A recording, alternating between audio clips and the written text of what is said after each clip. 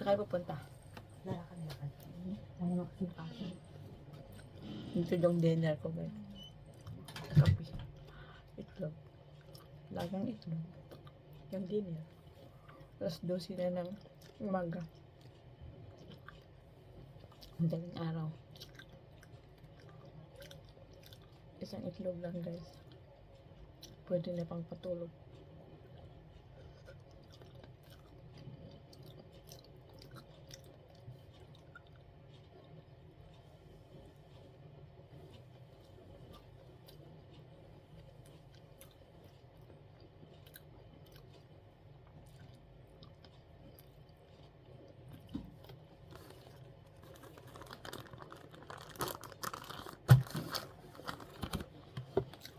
May isa pa pala. Dalawang itlog. Isang gabi.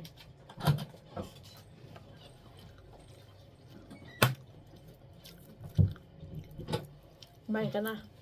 Oo. Kumain kami dyan sa labas. Ito muna ako. Tulog ka naman maghapon. Tangan lang ang itlog, guys. Ito na yung ating dinner. Pwede na yan. Hindi natin kailangan ng maraming ulam, daming kanin. Dalawang itlog lang, okay na yan, guys. Importante may laman yung tiyan. At saka magatas na lang ako. Kaya ako pa magpakulo ng tubig.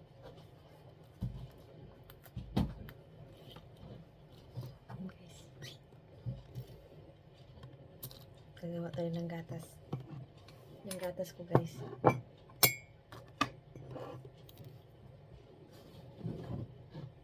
Ito yung gatas ko, guys. Lagyan natin ng turmeric powder. At saka clove powder. Yung ating milk. Yan, isang ganito.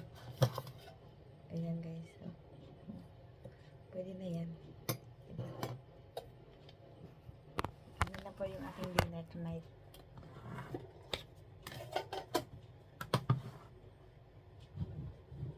Siyempre, lagi natin na asukal. Para natami. Yung ating kape. Yung ating gatas. Ito pala yung aking ginagawang turmeric. Ihalo ko yan sa aking milk. Hot milk. Kunti lang. Ganun lang. Tsaka meron din akong cloves powder. Diba, guys? Kunti lang. Malaking tulong to sa ating katawan, guys. Mapakulo na ako ng tubig sa gitna.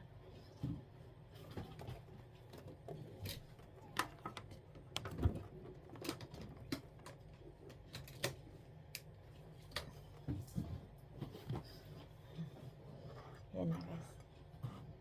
Siyempre, yung ating itlog, kailangan may asin. Kanina kinain ko walang asin. Ito. Yan na, guys.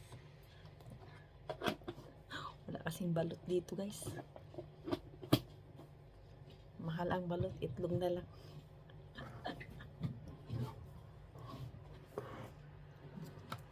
Diba? Ganyan lang, guys. Saw-saw yan sa asin.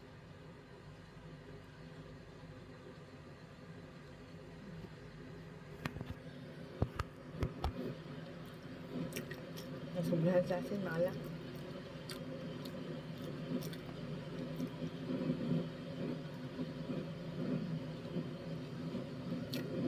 Dinner, guys. Pwede na ito dalawang itlog na.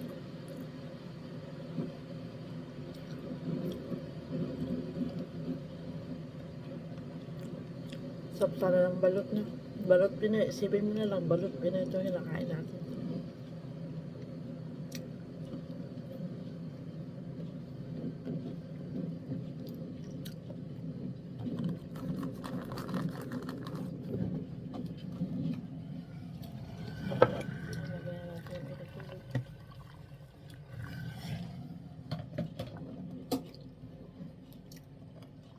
Tsaka lagyan ko siya ng ano. Lagyan ko yan mamaya ng malamig na tubig para warm ang ating pag-inom sa ating gatas. Tapos, ayan ang kulay guys. Oh. Yellow. Kasi nga, turmeric. Tapon na natin to ang ating balat ng ano. Makalat. Ganun lang guys, kasimple kumain guys ng dinner. Hindi natin kailangan laging masarap ang ulo. Pwede na itong ganito. Hindi na tayo magugutom yan.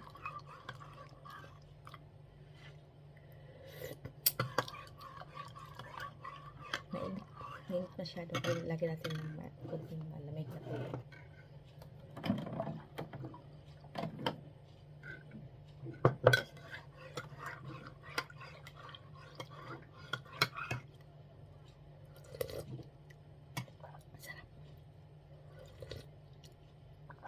Sarap guys, oh. Turmeric with cloves. With milk.